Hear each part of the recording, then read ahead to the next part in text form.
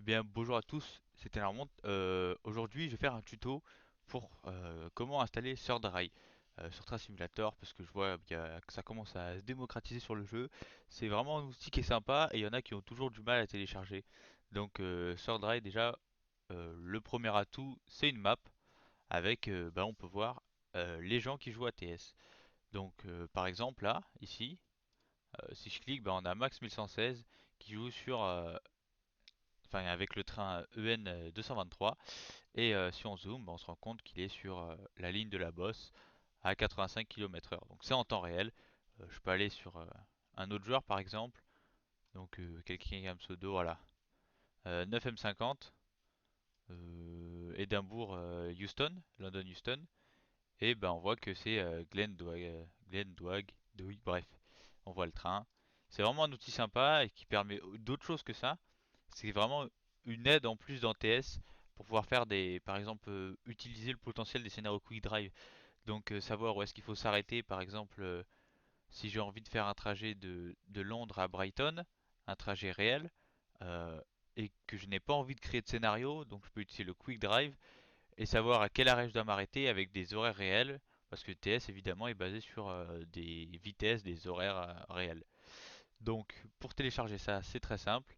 Il suffit d'aller sur internet. Donc soit vous tapez SurDry Radar, comme ça, un SurDry Train Simulator, voilà.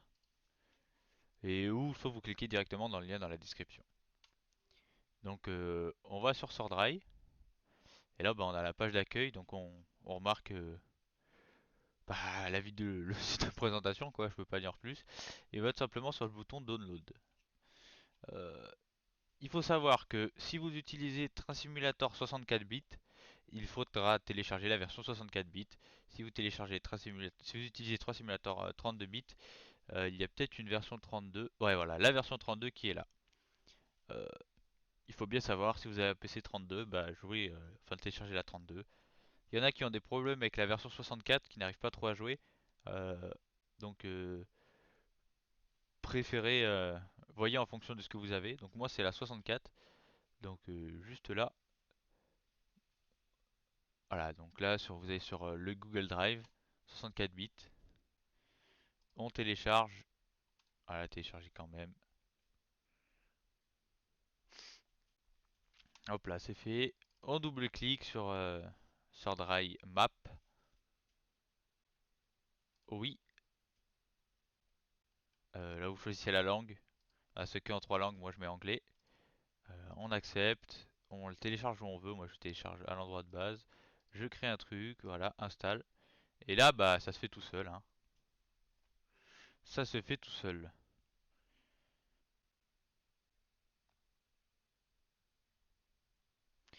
Voilà, maintenant je peux launch Sordry et c'est parti, il va tout de suite lancer la map.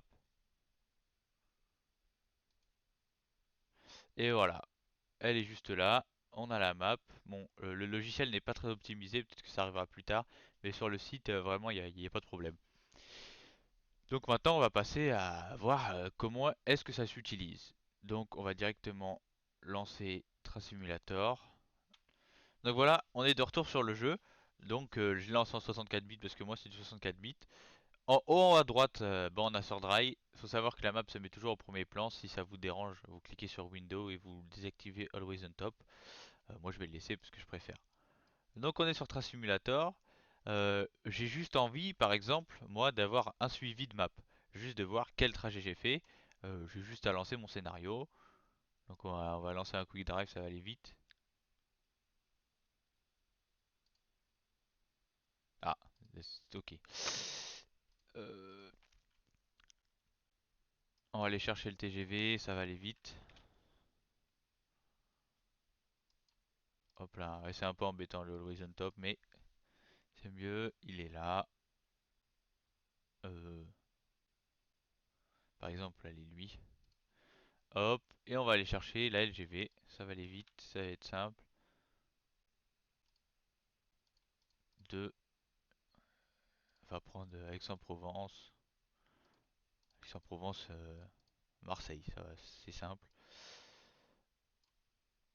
Et on démarre par 18h là. Voilà, donc on est de retour sur le jeu. On a le TGV là, voilà, c'est pas très dur.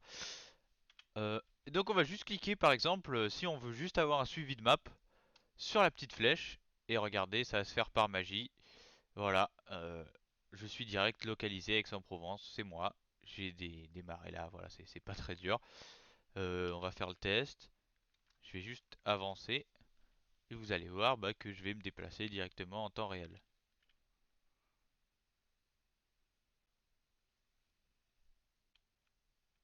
Donc on va faire ça rapidement. Et si je zoome, bah, on voit bien que j'ai une traînée rouge derrière moi. C'est juste moi.